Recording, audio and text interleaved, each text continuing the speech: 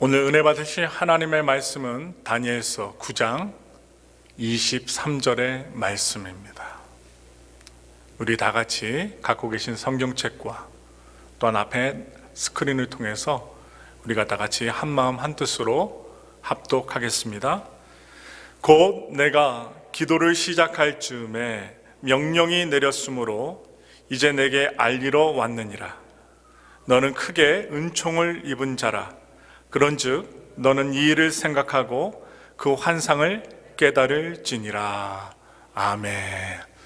오늘 또 기쁜 날입니다. 소망 있는 날입니다. 저 유아실에서는 또 우리 어린아이들 서우와 서아가 오래간만에 또 부모님과 함께 나와 교회에서 쾌적하게 예배드리고 있습니다. 또 이렇게 새로 나오신 한 분, 두 분을 환영하고 우리 다 같이 엄지손가락 다 같이 높이 드시고 올해 하나님의 최고의 복을 받으세요. 인사하겠습니다. 올해 하나님의 최고의 복을 받으세요. 올해 하나님의 최고의 복을 받으세요. 예, 할렐루야. 우리 성도님들이 몇 개월 동안 했더니 이제 조금 부끄러움 없이 엄지손가락 두 손가락을 다 높이 드시고 축복합니다. 여러분들 진실된 마음으로 축복하셔서 축복을 비는 사람도 복을 받고 받는 사람도 복을 받게 되는 놀라운 역사가 일어나길 원합니다. 오늘 함께 봉독한 구약성경 다니엘서 9장 23절의 말씀을 통하여 하나님께 크게 은총을 입은 자, 크게 은총을 입은 자라는 제목으로 여러분들과 소망을 주시는, 은혜를 주시는, 미래를 계획하시는 말씀으로 나아가겠습니다. 우리가 계속 지금 다니엘서의 말씀을 살펴보고 있습니다. 다니엘서의 말씀은 결코 쉬운 말씀이 아닙니다. 그런데 이 다니엘서의 말씀을 우리가 조근조근 살펴보게 되면서 우리가 알 수 있는 내용이 있어요. 하나님의 블레싱, 하나님의 그레이스, 하나님의 이 축복과 은혜 담겨진 이 은총이 있는 사람과 없는 사람들의 차이점이 이 다니엘서를 통해서 드러나고 있다는 것입니다. 여러분과 저도 하나님의 은총을 받은 자가 되길 원합니다. 그리고 그 은총 가운데 미래가 환하게 열리고 비춰지고 어둠 가운데 있지 않고 또 터널 가운데 들어갔으면 터널을 뚫고 나오게 되는 환한 하나님의 그 은혜 역사를 우리가 체험하는 자들이 되길 원합니다. 우리가 하나님의 은혜를 받아야 돼요. 은총을 받으셔야 돼요. 잘 때에도 일어날 때에도 우리가 생활할 때에도 사업하시는 분들, 직장 다니시는 분들, 심지어 가정에서 가정을 예쁘게 꾸리시는 주부라 할지라도 하나님의 은총을 받고 우리가 살아가야 함을 저는 여러분 앞에서 고백합니다. 바로 그 사람이 누구냐? 다니엘이었습니다. 우리 다 같이 다니엘서 1장 9절의 말씀을 읽겠습니다. 하나님이 다니엘로 하여금 환관장에게 은혜와 긍휼을 얻게 하신지라. 다니엘서가 시작되면서 하나님께서 은혜를 주시는데 다니엘로 하여금 환관장에게, 그를 지도하고 있는 상사에게, 윗사람에게 은혜와 긍휼을 얻게 하십니다. 이 말씀을 보면 요셉도 보디발 장군의 집안에서 보디발에게 은혜를 받게 합니다. 하나님의 은혜가 임해서 자기 위에 지배하고 있는 사람의 은총을 받고 살아가요.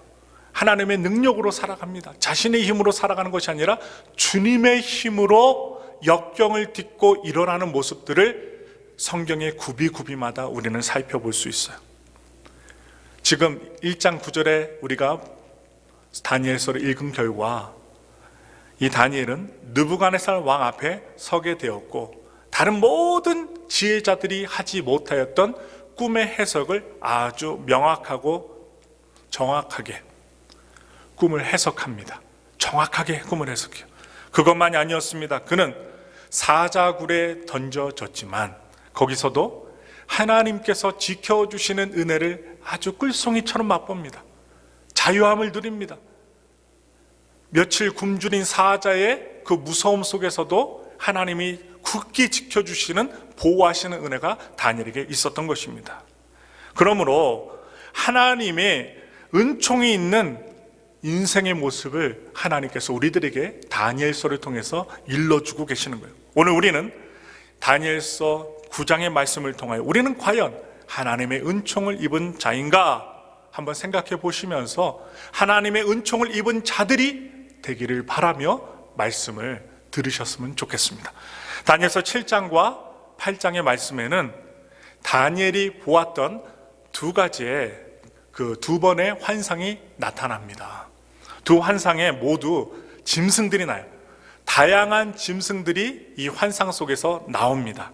그런데 그것은 각각 바벨론 제국과 그것에 이어서 나오는 메대와 페르시아 제국, 헬라 제국, 로마 제국을 의미하고 있습니다. 이 다니엘이 보았던 이 환상들은 그 환상의 스케일이 매우 컸습니다. 나라와 나라, 시대와 역사를 갖다 넓게 아우르는 아주 넓은 스케일이 큰 환상이었던 것입니다. 그러므로 7장, 8장의 그 내용은 엄청나게 넓은 스케일인데 결론은 무엇이냐? 이렇게 세상 나라는 무너지게 되지만 앞으로 인자와 같은 사람이 나온다는 거예요. 인자와 같은 사람이 나와, 그런 사람이 나와 영원히 멸망하지 않는 하나님의 나라가 등장하게 된다는 것입니다. 다니엘은 이 환상을 보고 알아눕습니다. 얼마나 힘든 환상일까요? 그냥 한 사람의 일생이나 자신에 대한 환상을 보면 편안하겠지만 나라와 나라 간의 흥망성쇠에 대한 아주 스케일이 넓은, 이해할 수 없는, 하나님의 지혜가 없이는 해석할 수 없는 환상들을 꾸게 되니 알아놓을 수밖에 없었던 것입니다. 그 환상의 내용이 높았기 때문입니다. 그리고 그 환상이 여러 날 이후에 일어날 일이라 도무지 이 환상은 알 수도 없는 내용이었기 때문에 머리가 아팠을 것입니다. 그때 하나님께서는 조력자를 보내주십니다. 우리 혼자 끙끙 앓게 하시지 않고 바로 가브리엘 천사를 이 다니엘에게 보내셨습니다. 이 가브리엘 천사가 이 환상을 깨닫게 해주려고 다니엘에게 왔지만 다니엘은 이해하지 못했던 것으로 여겨집니다. 자, 그리고 12년의 시간이 흘렀어요. 다니엘에게 가브리엘 천사가 오늘 본문 9장에 다시 찾아옵니다. 왜 또 찾아왔을까요? 8장 15절에 가브리엘 천사가 찾아왔고, 환상 중에 찾아왔고, 또 12년이 지난 이후에 다니엘서 9장 21절에 보시면, 그 이하에 보시면 가브리엘 천사가 또 찾아와요. 왜 찾아왔을까요? 때는 기원전 538년경 그때입니다. 바로 바벨론 제국이 무너지고 메데 바사 제국이 시작된 때였습니다. 다니엘은 성경을 읽다가 아주 놀라운 사실을 발견하게 됩니다. 우리 다 같이 한번 읽겠습니다. 다니엘서 9장 2절의 말씀입니다. 곧 그 통치 원년에 나 다니엘이 책을 통해 야훼께서 말씀으로 선지자 예레미야에게 알려주신 그 연수를 깨달았나니 곧 예루살렘의 황폐함이 70년 만에 그치리라 하신 것이니라.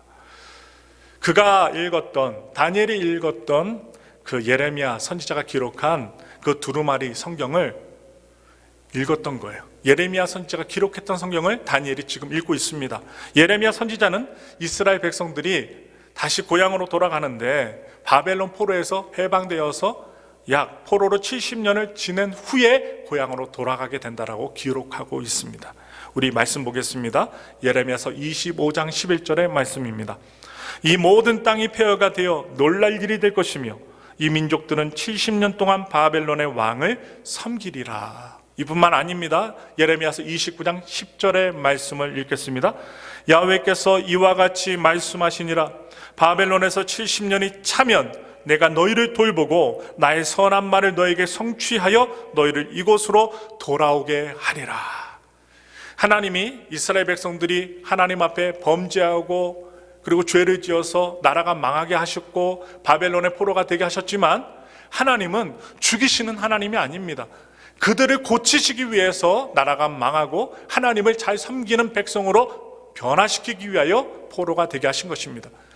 결국 그들의 멸망이 아니라 그들이 70년 만에 회복되어 다시 돌아올 것을 예레미야 선지자의 그 메시지를 통하여 일러주고 계십니다. 그러므로 이 말씀들에 의하면 바벨론에서의 70년이 차면 이스라엘 백성들의 포로 생활이 끝나고 이제 다시 가나안 땅으로 돌아오게 된다는 말씀입니다. 다니엘은 이 말씀을 듣고 감동하고 흥분하기 시작했습니다. 왜냐? 해방될 것을 알려주시기 때문입니다. 그는 BC 605년에 바벨론으로 포로로 끌려오게 되었어요. 그의 나이 몇 살이냐? 14살 무렵에 포로로 끌려간 것입니다. 그리고 BC 538년경에 포로로 끌려온 지 68년의 시간이 흘렀습니다. 68년. 그리고 그의 나이가 14살이 아니라 82세가 되었습니다. 앞으로 2년 뒤면 70년이 다 차게 되는 거예요. 하나님이 예레미야 선지자를 통해서 말씀하신 70년이 됩니다. 2년 후면 바벨론에서의 포로 기간이 끝나게 된다는 것입니다. 이것이 어떻게 가능할까? 다니엘은 마음이 급해졌습니다. 그는 금식하며 베옷을 입고 죄를 뒤집어 쓰고 하나님께 납작 엎드려 무릎 꿇고 기도하기 시작합니다. 그가 기도하기를 결심한 데에는 예레미야서를 통해 하나님께서 주신 감동과 도전을 받았기 때문이라고 봅니다. 우리 다 같이 예레미야서 29장 12절부터 14절의 말씀 힘차게 읽겠습니다. 너희가 내게 부르짖으며 내게 와서 기도하면 내가 너희들의 기도를 들을 것이요 너희가 온 마음으로 나를 구하면 나를 찾을 것이요 나를 만나리라. 이것은 야훼의 말씀이니라. 나는 너희들을 만날 것이며 너희를 포로된 중에서 다시 돌아오게 하되 내가 쫓아보내었던 나라들과 모든 곳에서 모아 사로잡혀 떠났던 그곳으로 돌아오게 하리라. 이것은 야훼의 말씀이니라. 아멘. 하나님께서 이스라엘 백성들을 포로에서 돌이키시기 전에 그들이 하나님께 부르짖을 것을, 하나님께 죄를 회개할 것을 요구하고 계십니다. 죄 짓고서는 하나님의 은총된 자가 될 수 없습니다. 은혜를 입을 자가 되지 못합니다. 하나님께 기도해야 됩니다. 자신의 죄를 다 내어놓고 회개하는 사람과 백성이 되어야 되는데 하나님이 요구하셨어요. 이스라엘 백성들이 회개할 것을, 기도할 것을. 잘못에서의 돌이킴이 없이 하나님의 새 출발은 일어나지 않습니다. 하나님 앞에 우리 죄를 다 자복하고 예수 이름으로 회개하며 기도할 때 하나님의 새 출발의 역사, 새 역사는 곧바로 시작되는 것입니다. 다니엘이 이 예레미야서의 말씀을 읽고 바로 기도해야 되겠구나 결심을 하게 되었던 것입니다. 그런 여러분들과 저는 무엇 해야 됩니까? 매일매일마다 말씀 보셔야 돼요. 그리고 하나님께 기도하셔야 돼요. 그때 하나님의 역사는 일어난다는 거예요. 지식인의 날카로운 정세 분석이 역사의 흐름을 분석하는데 도움은 될 수 있습니다. 방향성은 알려줄 수 있습니다. 그러나 상황을 안다는 것만으로, 지식적으로 안다는 것만으로 역사의 방향을 돌릴 수는 없습니다. 하나님 앞에 지은 죄악 때문에 어긋난 역사는 반드시 누군가 그 죄를 슬퍼하며 하나님 앞에 회개하는 그 중보 기도를, 바로 중보를 요구하고 있다는 것입니다. 그래야 어긋난 역사가 다시금 제자리로 돌아가게 됩니다. 하나님이 작정하신 새로운 회복의 역사가 시작이 된다는 말씀입니다. 그래서 역사의 방향을 바꿀 수 있는 것은 하나님이 일하시도록 중보자 역할을, 그 중보자가 중요하다는 거예요. 하나님의 중보자, 바로 기도하는 사람이라는 것입니다. 여러분들은 오늘 기도하고 계십니까? 여러분들의 가정에서, 교회에서, 여러분들의 삶의 터전에서 기도하고 계십니까? 깨어 계십니까? 오늘 다니엘서를 통해서 우리에게 일러주신 것이 무엇입니까? 하나님 앞에 기도하는 자를 하나님께서 은총을 입은 자로 세우시고 그를 통하여 하나님의 사명을 이루어 가신다는 것입니다. 다니엘은 이스라엘의 민족의 회복이 나는 중요한 시점에서 성경을 통해 하나님의 계획하심을, 하나님의 작정을, 하나님의 경륜, 하나님의 뜻을 깨닫고 자신의 민족을 대신해서 중보하기 시작한 것입니다. 그는 이렇게 기도합니다. 그 기도의 내용을 살펴보겠습니다. 다니엘서 9장 5절부터 6절까지의 말씀입니다. 우리는 이미 범죄하여 패역하며 행악하며 반역하여 주의 법도와 규례를 떠나싸우며 우리가 또 주의 종 선지자들이 주의 이름으로 우리의 왕들과 우리의 고관과 조상들과 온 국민에게 말씀한 것을 듣지 아니하였나이다. 이 다니엘은 기도할 때 무엇을 고백합니까? 우리가 범죄였다고, 죄지었다고 고백하고 있습니다. 자신은 죄 안 지었으니 자신은 빠지고, 그게 아닙니다. 함께 어우러서 회개 기도하고 있어요.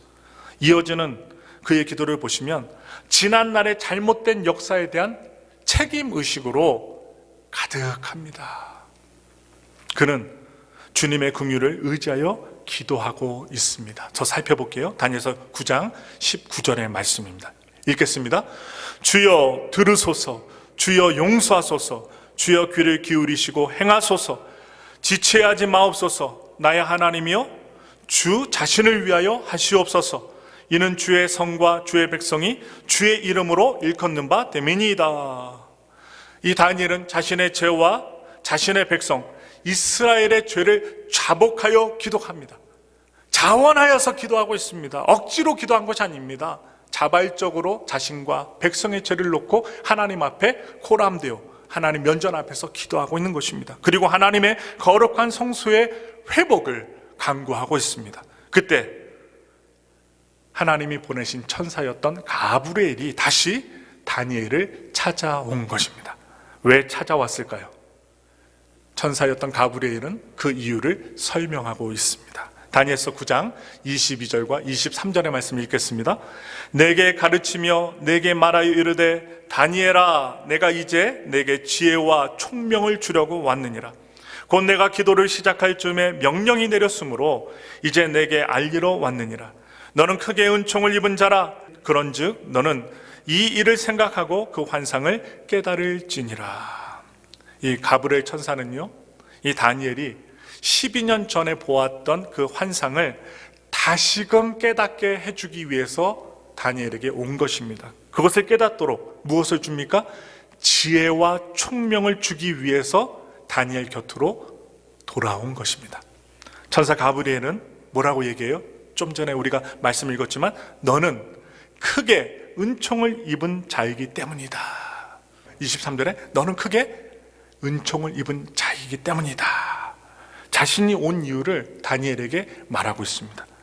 이 히브리어로 크게 은총을 입었다라는 그 단어가 있는데요, 그 하무토트라는 히브리어 단어가 있습니다. 이 하무토트는 기쁨을 주는 자, 보배로운 존재라는 뜻입니다. 이 뜻이 지금 크게 은총을 입은 자 가운데 담겨져 있어요. 바로 하나님이 보시기에 다니엘은 기쁨을 주는 자였습니다. 하나님이 보실 때 보배로운 존재가 바로 다니엘이었습니다. 그러므로 하나님이 작정하신 회복의 역사는 그냥 기계적으로 정한 때 일어나는 것이 아닙니다. 누군가 하나님의 계획하심을 알고 그 뜻을 알고 거기에 납작 엎드려서 회개하며 기도하며 반응했을 때 가능한 것입니다. 다니엘이 성경에 기록된 하나님의 작정을 알고 그냥 가만히 있지 않았어요. 가장 먼저 솔선수범하며 회개하며 하나님 앞에 반응했을 때 하나님께서는 얼마나 기뻐하셨을까요? 보배로운 자, 하나님께 가장 먼저 회개하는 자, 기도하는 자, 또한 백성과 사람들을 위해 먼저 하나님께 회개하고 기도하는 자가 보배로운 자, 하나님의 은총을 입은 자입니다. 그들을 통해 하나님은 기뻐하십니다. 그래서 하나님이 보시기에 다니엘이 너무 이뻤을 것입니다. 그래서 다니엘이 기도를 시작하자마자 가만히 계시지 않고 천사 가브리엘을 그에게 보내어줍니다. 그리고 하나님께서는 그의 백성과 거룩한 성을 위하여 작정하신 하나님의 뜻이었던 그 경륜을, 역사를 다니엘에게 알려주셨습니다. 자, 여기에 하나님의 나라의 역사의 주인공이 되는 비결이 있습니다. 여러분과 저는 주인공이 돼야 돼요. 아웃사이더가 되면 안 됩니다. 하나님 안에서 주인공들 되셔야 돼요. 하나님의 나라는 지식인이나 부자나 권력자를 통해 주어지지 않는다는 사실입니다. 하나님 안에서 은총을 입은 자들이 주역이 돼요. 하나님 앞에 납작 엎드리는 자를 통해 하나님의 역사는 진행됩니다. 이웃과 공동체를 위해 마음 아파하며 무릎 꿇는 자를 하나님은 기뻐하신다는 거예요. 나 자신을 위해서만 기도하는 게 아니라 복을 주시옵소서, 이 기도가 아니라 아픈 사람들, 주님을 믿지 않아 지옥 갈 인생들, 구원받지 못한 사람들을 위해서 기도하며 하나님의 사명을 이루어 나갈 때 하나님께서는 그를 쓰셔요. 그리고 그에게 더더욱 은혜와 복을 주신다는 사실입니다. 그러므로 기쁨이 되는 사람에게 우리는 뭐라도 해주고 싶어 합니다. 여러분들이 좋아하는 사람에게 선물 주잖아요. 심지어 돈도 주잖아요. 음식도 사주잖아요. 왜냐? 나에게 기쁨을 주는 자이기 때문입니다. 하나도 안 아까워요. 나에게 기쁨을 주는 자는 하나도 안 아까워요. 예를 들어서 손주들, 눈에 넣어도 안 아프잖아요. 할아버지 할머니 머리카락을 어떻게 해요? 움켜쥐더라도 아이고 이쁜 내 새끼 하면서 어떻게 해요? 내 거를 다 주어도 아깝지 않은 기쁨을 주는 자가 있습니다. 하나님도 마찬가지예요. 우리가 하나님의 기쁨이 될 때 하나님의 은총, 하나님의 블레싱, 그레이스, 하나님의 은총이 부어지게 됩니다. 하나님의 은총이 있어야지 우리 인생이 열리게 됩니다. 그리고 하나님의 은총이 있을 때 우리는 하나님의 손에 붙들려 하나님의 작정하신 일에 쓰임을 받을 수 있다는 사실입니다. 세상의 통계와 산술적인 계산으로, 과학적인 결론으로 상황을 분석할 수 있습니다. 그러나 그것으로 우리는 하나님이 하실 일을 정확하게 알 수는 없습니다. 하나님의 은총이 있을 때 바로 하나님의 일이 진행된다는 사실을 결코 잊지 마시기 바랍니다. 자, 그러면 다니엘에게 알려주신 하나님의 작정이 과연 무엇이었을까요? 하나님의 작정, 우리 다 같이 그 단서를 살펴보겠습니다. 다니엘서 9장 24절의 말씀입니다. 내 백성과 내 거룩한 성을 위하여 이른 이래를 기한으로 정하였나니 허물이 그치며 죄가 끝나며 죄악이 용서되며 영원한 의가 드러나며 환상과 예언이 응하며 또 지극히 거룩한 이가 기름 부음을 받으리라. 여기 자세히 우리가 살펴봐야 될 구절이 있어요. 이른 이래라는 기한이 나옵니다. 이른 이래. 대부분의 성경의 학자들이 7년에 70번의 죽인 490년을 말하고 있습니다. 하나님은 다니엘에게 앞으로 490년의 기간 동안 이스라엘 백성들에게 일어날 일들에 대해서 알려주셨던 것입니다. 이제 70년이라는 바벨론의 포로 기간이 끝나기를 바라면서 기도하던 다니엘에게 하나님께서 왜 이렇게 먼 미래까지 알려주셨을까요? 70년의 포로 기간이 끝난다는 것은 이스라엘 백성들에게 어떤 의미로 다가왔을까요? 그들이 자신이 그렇게 바라던 고향 땅으로 돌아가고 성전을 재건한다는 것은 그들에게 어떤 의미로 여겨졌을까요? 그것은 분명 선지자들이 예언했던 하나님의 나라가 임하고 메시아의 통치가 이루어질 것이라는 그 열망을 이스라엘 백성들에게 불러 일으켰으리라고 봅니다. 그러나 하나님께서는 그들의 바라고 소망했던 그 열망의 성취가 2년 뒤의 일이 아니라 바로 더 먼 미래인, 아주 먼 미래인 490년 뒤에 벌어질 일임을 다니엘을 통하여 알려주시기를 원하셨던 것입니다. 이른 일의 기간 동안 벌어질 일에 대해서 24절은 이렇게 요약을 합니다. 한번 보겠습니다. 허물이 그치며 죄가 끝나며 죄악이 용서되며 영원한 의가 드러나며 환상과 예언이 응하며 또 지극히 거룩한 이가 기름 부음을 받으리라. 하나님의 나라가 시작되기 위해서는 뭐가 필요합니까? 죄가 용서되며 영원한 의가 드러나야 하는 것입니다. 이 일이 언제 이루어질까요? 말씀 보면 대략 짐작이 오시죠? 바로 예수님이 오심으로 이루어진다는 것입니다. 구약의 모든 예언의 말씀들이 새 언약을 이루실, 새로운 구원을 이루신 예수님을 향하고 있다는 사실이에요. 자, 그럼 이제 71회의 기간에 대해 좀 더 우리 함께 살펴보겠습니다. 다니엘서 9장 25절의 말씀을 크게 읽겠습니다. 그러므로 너는 깨달아 알지니라. 예루살렘을 중건하라는 영이 날 때부터 기름 부음을 받은 자 곧 왕이 일어나기까지 7이레와 62이레가 지날 것이요 그 곤란한 동안에 성이 중건되어 광장과 거리가 세워질 것이며, 여기서 이 70이레는 예루살렘을 중건하라는 영이 날 때부터 시작이 됩니다. 예루살렘을 중건하라는 영이 날 때부터, 이때부터 시작이 되는데, 그렇다면 예루살렘을 중건하라는 영은 언제 나올까요? 여러분 한번 보겠습니다.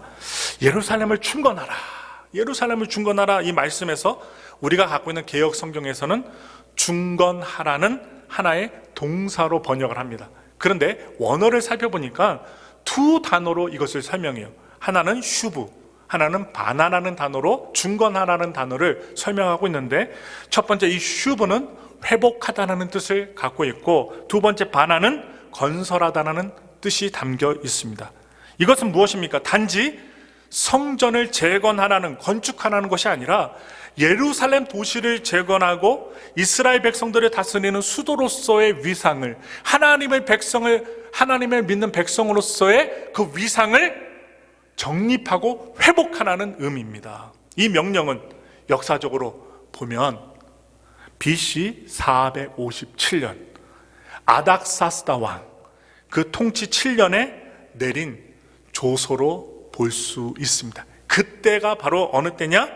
예루살렘 중건하라는 영이 났을 때입니다. 그러므로 그 당시 학자가 있었어요. 성경학자, 지도자 에스라가 있었습니다. 에스라는 이 조서를 받아들고 예루살렘으로 돌아갑니다. 그리고 재판관들을 세우고 무너진 예루살렘 성읍을 다시 재건합니다. 이때라는 거예요. 그리고 25절은 다시 한번 볼게요. 25절, 기름 부음을 받은 자, 곧 왕이 일어나기까지 7이레와 62이레가 지날 것이요. 여기서 7이레와 62이레 합치면 몇이 됩니까? 69이레가 됩니다. 바로 이것은 483년에 해당되는 기간이에요. 조사가 내렸던 기원전 457년에서 제가 좀 전에 말씀드렸던 483년이 지나면 바로 역사서에 AD 27년이 나옵니다. 예수님은요 BC 4년에 태어나셨고 30세가 되던 해 AD 27년에 누구를 만나느냐? 침례 요한을 만나서 침례를 받게 됩니다. 이때 예수님은 성령이 임하면서 메시아로 기름 부음을 받으신 것입니다. 무엇을 말하고 있습니까? 예수님께서 오신 때를 말하고 있는 거예요. 예수님께서 침례를 받으신 때를 말하고 있습니다. 우리 다 같이 다니엘서 9장 26절의 말씀 힘차게 읽겠습니다. 62일의 후에 기름 부음을 받은 자가 끊어져 없어질 것이며 장차 한 왕의 백성이 와서 그 성읍과 성소를 무너뜨리려니와 그의 마지막은 홍수에 휩쓸림 같을 것이요 또 끝까지 전쟁이 있으리니 황폐할 것이 작정되었느니라. 여기서 우리가 좀 주목해 봐야 될 구절이 있어요. 기름 부음을 받은 자가 끊어져 없어질 것이며, 이 히브리 표현으로 직역을 하면 기름 부음을 받은 자가 잘려지고 없을 것이라, 잘려진다는 거예요. 여기서 우리가 그 잘려지다, 이 잘려지다라는 그 원어를 보면 카라트라는 동사가 사용이 되는데요, 뜻이 무엇이냐? 자르다, 베다, 소멸되다라는 뜻이 담겨 있어요. 이 잘라지다는 그 원뜻이 그런 뜻이라는 거예요. 베다, 소멸되다, 자르다. 이것은 무엇으로 우리가 해석할 수 있느냐?